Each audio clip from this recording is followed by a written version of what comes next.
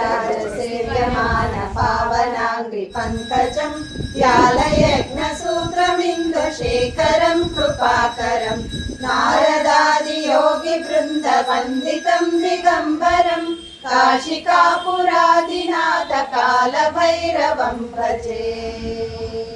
भानुकोटिभास्वरं भवाब्धितारकं परं नीलकण्ठमीप्सितार्थदायकं त्रिलोचनं कालकालमम्बुजाक्षमस्तशूलमक्षरं काशिकापुरादिनाथ कालभैरवं भजे।